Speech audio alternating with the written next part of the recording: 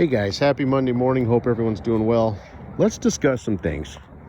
I've been looking at a lot of everyone's thought, everyone's comments, and that's good that you guys do post comments. It kind of lets me know, where you guys stand, what you guys kind of where your knowledge levels are, and and it gives me a chance to, if I see an area where I can maybe help you guys out.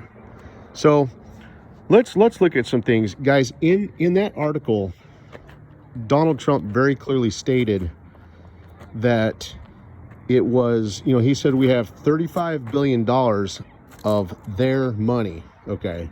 Now, that can be perceived from two angles. First angle is, let me just go into everything with you. Okay. So the money he was talking about was money that we've been paid from Iraq. If you noticed in that video, he did state that we've received payment from South Korea and Saudi Arabia for providing military protection for them. Okay. Well, that's exactly what he was referencing with Iraq. The same thing. When he said $35 billion of their money, okay, that's for us providing military protection them. But let's look at this for a second, because I saw, some of your comments. Iraq has been so corrupt that a lot of their money is actually in the U.S.'s possession and control. Okay.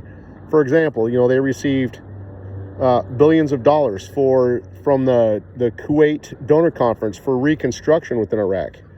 All of that donor conference money that Kuwait gathered and actually gave back to Iraq, that type of money is all within the possession of the U.S. Okay. They will not, because of all the corruption Iraq has had, the powers that be will not allow Iraq to have that amount of money. We won't. Okay, so we do in a way hold and secure and control Iraq's, if you want to call it like budget money kind of per se. So we do kind of store and secure Iraq's, budget money. All right. But we also, guys, receive payment from Iraq for providing military protection for them. Okay. And I've actually vetted this, guys. So our annual expenses to provide military protection to Iraq costs the U.S. government annually $3 to $4 trillion annually. Okay. So let's just use the lower number, $3 trillion. If the war, or we've actually been in Iraq for a period of 15 years at this point, from 04 to 15. 04 to 19, 15 years. So if you do 3 trillion times, or even just 3 times the 15 years that we've been there helping them, I think it's about 45. Okay. So it'd be roughly 45. So the number I showed you guys was 41 trillion. So guys, that number's right there. That's that amount of dinar that Trump said we have, the $35 billion worth of their money. Okay. That's the $3 million a year. That's payment for the $3 million a year that it has cost the U.S. to provide military protection for the country of Iraq, guys. That's all it is. It's nothing more. Okay. And that's exactly what Trump was talking about within that video, even regarding Saudi Arabia and South Korea. Okay. But I wanted to stress to you, we have money from them on both sides. We store and secure all of Iraq's wealth so that their money is safe and secure, and corruption cannot take it from them. Okay. But we also get paid by them for providing military protection. All right. And that costs the U.S. annually approximately $3 trillion a year. Okay. So I wanted to explain that to you guys, because I saw some of your comments. So I just wanted to help clear the air. Okay. And then, because I've actually, even when I've tried sharing some things, I've even had people just flat out reach out and argue with me. They're like, no, the U.S. government, because through time I've tried saying, hey guys, I've shared with people that, remember I told you about that Freedom of Information Act, where the U.S. Treasury responded and said that the U.S. government has in excess of 20 trillion. I've had people reach out to me and tell me I'm just like crazy. There's no way.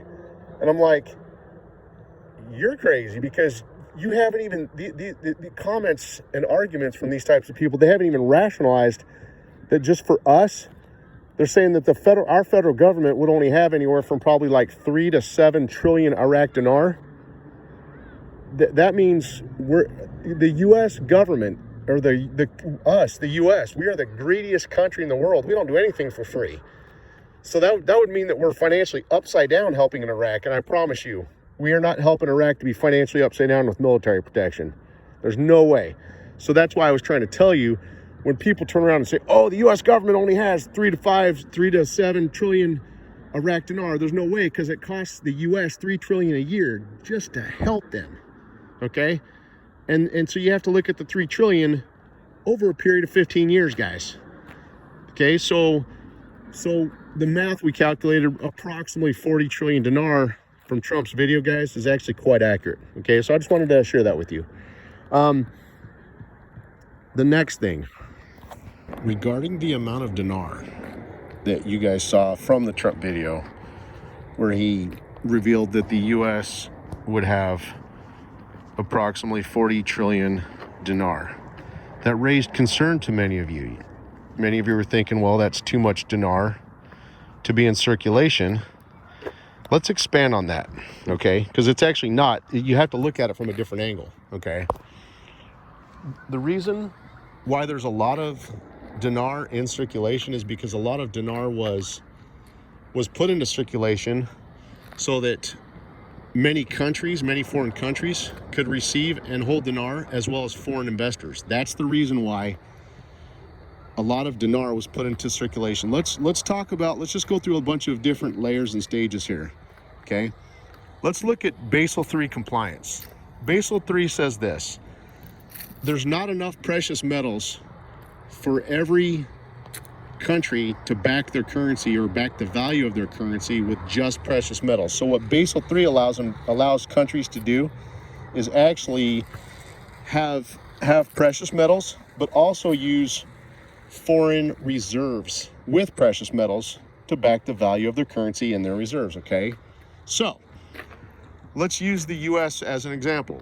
You guys learned on Saturday that Trump shared that we the US have approximately 40 trillion Iraq dinar.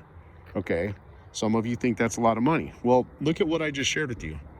Basel III allows foreign countries to use foreign currencies and precious metals, basically not just precious metals, to back the value of their currency. Okay, now when we us foreign investors within the United States, when we go to, after the rate change, when we go to banks and or brokers to exchange our dinar at the higher rate, that money would go from the banks or brokers back to the U.S. Treasury guys, and then it's just going to hit our reserves, okay? That money's not going to go back to the central bank. It's going to stay, all the foreign currency or all of the dinar that we, the investors, hold, will go kind of from our banks back to our U.S. Treasury and be put into our reserves just to back the value of the U.S. dollar. So what I'm trying to share with you is the dinar that's really outside of Iraq, okay? The central bank doesn't care about that. It's, plus the currency is not, the Iraq dinar is not currently internationally recognized at this time. You can't use it outside of Iraq. So it's, in a way, it's directly useless outside of Iraq, okay? So again, the dinar that's outside of Iraq will pretty much go back to each country's central bank and become a reserve foreign currency to that country's central bank. Okay, that's all this is. I even recently, I think it was about 3 weeks ago approximately, I had shared an article with you guys. I think it was by Forbes. Now, it was from 2014, but it was a very important article, and it summarized everything I'm sharing with you right now.